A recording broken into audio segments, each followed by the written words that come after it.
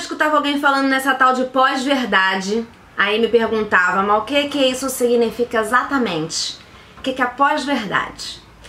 Aí veio esse livro aqui e me abriu um pouco a cabeça. Eu sou Manu Mairim, que esse é o Alguém Viu Meus Óculos.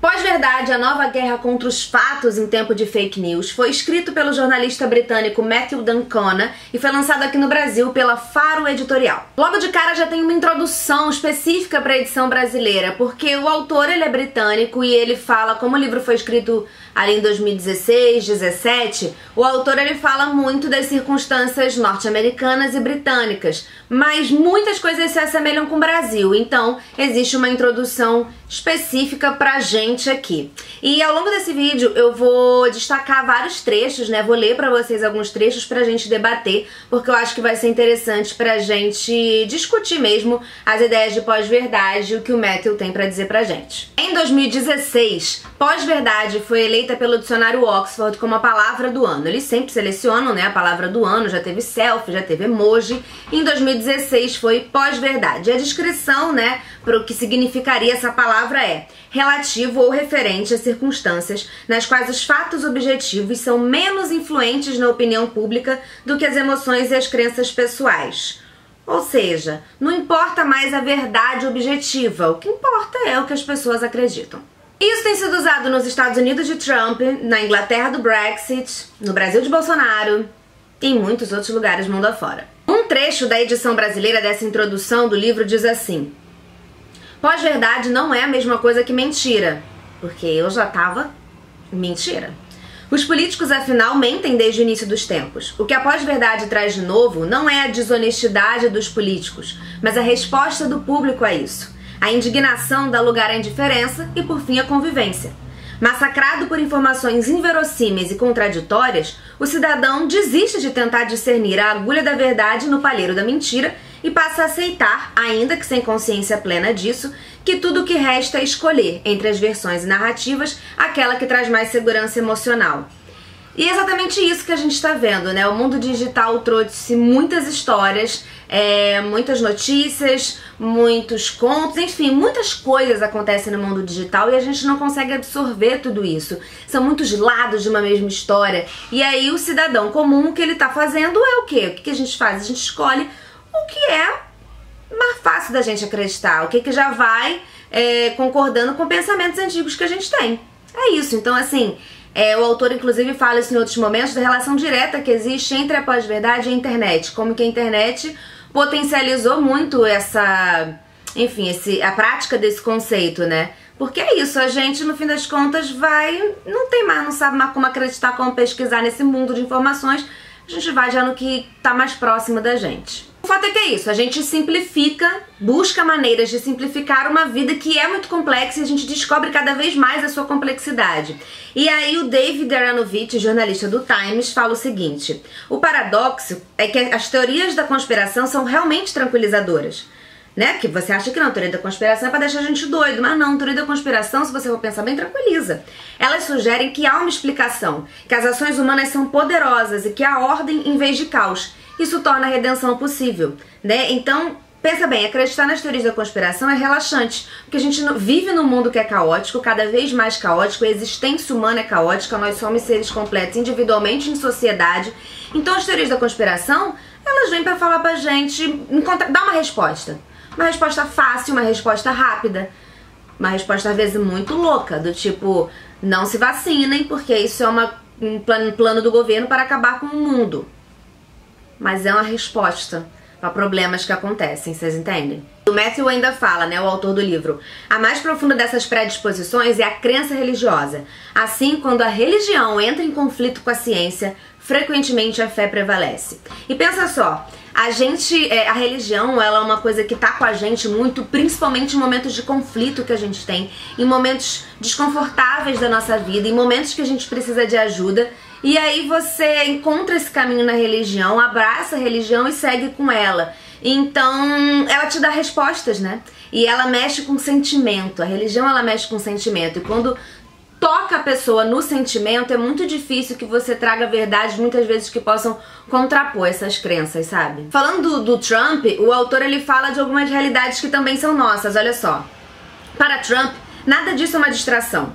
É essencial tanto para sua identidade quanto para a percepção do público de uma audiência que consome entretenimento em vez de um eleitorado civicamente engajado. E aqui no Brasil, pensa bem, a gente vê inúmeros casos de políticos que não são exatamente políticos no sentido de fazer alguma coisa pela sociedade, mas são verdadeiros showmen.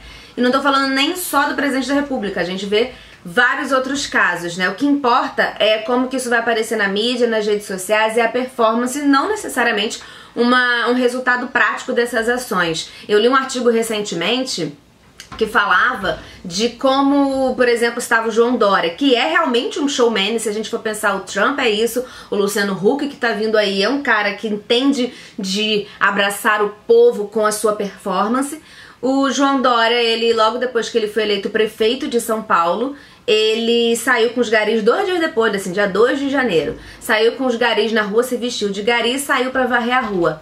Tem resultado prático? Nenhum. Seria melhor se ele aumentasse o salário do gari, botasse mais gari na rua, fizesse campanha de conscientização, qualquer coisa teria resultado mais prático do que ele sair de gari e varrer na rua. Mas isso rendeu o quê? Vídeo pro Instagram, vídeo pro Facebook, rendeu likes, compartilhamentos pra gente xingar ou pra gente elogiar. Então, no fim das contas, é isso que eles querem. E funciona, porque o cara virou governador, né? Um outro trecho do livro diz: não é que a honestidade esteja morta. O que os psicólogos denominam viés da verdade permanece um componente fundamental do caráter humano. Sim, o ser humano continua buscando a verdade, né? Tentando entender o que é verdade diante disso tudo, né? Tipo assim, foda-se, não quero mais saber, é mentira, dane-se, quem se importa. Não, busca essa verdade. Mas agora é percebido como uma prioridade entre muitas e não necessariamente a maior. Compartilhar seus sentimentos mais profundos, moldar seu drama de vida, falar com o coração. Essas buscas estão cada vez mais em disputa aberta com os discutíveis valores tradicionais. Agora, se liga nesse outro trecho que mostra um pouco do início desse movimento da pós-verdade e como funciona esse mecanismo, porque é importante a gente saber para a gente não ajudar sem querer. E eu vou explicar como que a gente muitas vezes ajuda sem querer o movimento da pós-verdade. Esse ataque tem suas raízes distantes no início das atividades em 1954 da Tobacco Industry Research Committee, Comissão de Investigação da Indústria do Tabaco, é isso. Um organismo patrocinado pela própria indústria, criado em resposta à crescente ansiedade pública em relação ao vínculo entre o ato de fumar e as doenças pulmonares. Ou seja, a sociedade estava, meu Deus, fumar faz mal, meu Deus, fumar dá doença, será, não será, meu Deus, o que está acontecendo? Aí a própria indústria do tabaco falou, vamos criar um comitê pra gente mesmo fazer a pesquisa, a gente mesmo estudar, a gente mesmo dar resposta. O que tornou a comissão tão significativa foi a sutileza dos seus objetivos. Ela não procurou vencer a batalha imediatamente, mas sim questionar a existência de um consenso científico, e é esse que é o caminho. Não é simplesmente falar assim, vamos provar que a ciência está errada, mas lança uma dúvida, fala assim, será? Será que tá certo? Tem esse outro lado aqui, tem essa galera aqui que diz diferente. E aí joga a dúvida na tua cabeça, e aí tu fica na dúvida, duvidando da ciência e pensando, aceitando que há uma possibilidade de verdade uma pessoa que tá falando uma atrocidade. Foi projetada para sabotar a confiança do público e estabelecer uma falsa equivalência entre aqueles cientistas que detectaram uma ligação entre o uso do tabaco e o câncer do pulmão e aqueles que os desafiaram. O objetivo, como eu disse, não era a vitória acadêmica, mas a visão popular. Enquanto a dúvida pairasse sobre o caso contra o tabaco, o status quo estaria garantido. Então o que eu digo, o importante é questionar a ciência, trazer a dúvida, enquanto a dúvida estiver rolando, o tabaco estava sendo consumido. O importante é deixar a dúvida acontecendo. Enquanto a dúvida estiver acontecendo, há uma chance desse outro lado vencer, porque vai estar sempre na tua cabeça, mas será? Mas será? E quantos de nós não ajudamos a pós-verdade a se perpetuar, quando a gente muitas vezes republica, reposta e bota ali só pra criticar? A gente tá levando esse benefício da dúvida, a gente tá dando espaço pra essa dúvida. A gente tá dando benefício da dúvida pra quem pra coisa que não tinha que estar duvidando, entendeu? Quando na verdade fala assim, gente, isso aqui é tão ridículo que vou jogar fora. Mas a gente compartilha, nem que seja pra criticar, e ajuda a divulgar essa ideia, né, que teoricamente não era nem pra estar sendo divulgada. Isso acontece muitas vezes com jornais, quando eles dão espaço, fazem uma equivalência com a ideia de ouvir os dois lados pra coisas que não são dois lados. Tem situação que não tem dois lados. Como, por exemplo, quando a Folha, acho que foi a Folha, sei lá, não vou dizer quem foi porque pode ter sido Estadão, Folha, qualquer um, fez assim depoimentos de quem acreditava que a Terra era redonda, depoimentos de quem acreditava que a Terra era plana. Gente, não é dois lados, isso aqui não tem dois lados, entendeu? Tem a Terra redonda e tem um povo doido, é isso. E o autor, o Matthew D'Ancona, né, vou mostrar o livro de novo pra vocês aqui, ó, o livro aqui, ó, gente. Esse é o livro, tá? Que a gente tá falando desse livro aqui, é importante. Ele traz algumas possíveis soluções pra gente lidar com essa situação, né? Como a gente, nós jornalistas como ele, ou nós que acreditamos na verdade, acreditamos no rigor científico, acreditamos na ciência, enfim. Como que a gente lida com esta situação muito louca, pós-verdade, que eu continuo querendo chamar popularmente de mentira. Mas enfim, vamos lá. Ele fala que não basta simplesmente a gente apontar a verdade quando a gente refuta uma pós-verdade. Não basta simplesmente a gente botar aquele link e falar assim, Anjo, isso é mentira, a verdade é essa. Não adianta, porque a dúvida tá rolando, como nós já definimos aqui. Então, ele diz que o jogo agora é com emoção. E se a gente está jogando com emoção, se eles estão jogando com a emoção do público, a gente deveria fazer o mesmo. E usar do artifício da emoção para levar a verdade. Agora, o como que vai ser feito isso, levando em consideração que eu acredito que o outro lado faz um jogo muito sujo, de muita má fé, não dá pra gente fazer igual, porque seria tão sujo e de tão má fé quanto. Como a gente faz para usar esse recurso do apelo emocional, que é o que rola hoje em dia no mundo de redes sociais e de pós-verdade, como que a gente faz pra gente fazer isso de uma maneira eficaz, sem fazer uso desses artifícios, né?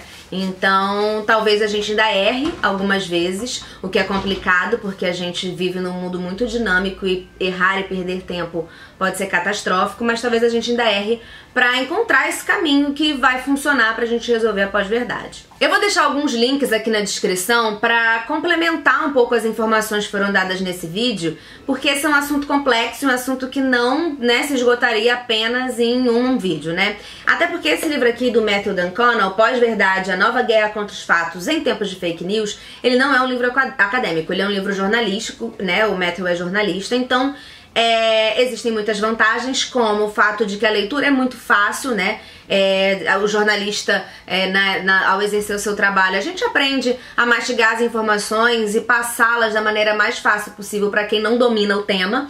Então é um livro bem legal de ler por isso, né? Um livro fácil e traz muitos exemplos. Na verdade, grande parte do livro é de exemplos de todas essas coisas que a gente falou. E ele fala de muitas outras coisas também que eu não trouxe aqui. Mas ao mesmo tempo, academicamente falando, ele não tem aquela profundidade acadêmica. Então, se você já tem conhecimento sobre o tema, tá pesquisando o tema, como é o meu caso, ele não é de grande relevância, né? Até porque ele não aprofunda muito, mas ele pra mim foi importantíssimo pra clarear, pra dar um clique, né? Então, de qualquer forma, eu vou deixar aqui na descrição alguns links. Vou colar aqui os links que deixarei. O primeiro é um vídeo da Casa do Saber chamado Pós-Verdade, Fake News e Fake Ethics. Meu inglês tá cada vez melhor. Com o professor Luiz Mauro Sá Martino. Então é um vídeo de 4, 5 minutos. Ele faz um resumão de algumas das coisas que a gente falou aqui. Que pode ser interessante, né, para um pensamento ainda mais conciso, afinal de contas não sei ser concisa, e esse vídeo está enorme. Vou deixar também aqui embaixo o link para 2 vídeos que a gente já fez aqui no canal. Um que é sobre o livro Democracia Conectada, do Eduardo Magrani, e outro que é o hashtag Vai Pra Cuba, do Marcelo Alves. São 2 livros que tratam dessa ideia de política, eleições, internet, democracia. Não falam exatamente de pós-verdade, mas são assuntos que tangenciam, assuntos que questionam o uso da internet nas últimas eleições no Brasil, ou internet realmente é um meio, uma possibilidade de facilitar a democracia ou não, como que é isso. Então são 2 vídeos que eu acho muito interessantes pra gente continuar essa conversa e esse diálogo. Então é isso, se você curtiu esse vídeo, curte, comenta, compartilha, divulga, né, porque eu acho que para além de uma resenha de livro, o vídeo de hoje ele foi muito importante pra gente clarear alguns pensamentos, pensar em algumas possibilidades de mudança, entender o jogo que tá sendo jogado. Então é isso, um beijo e até o próximo vídeo.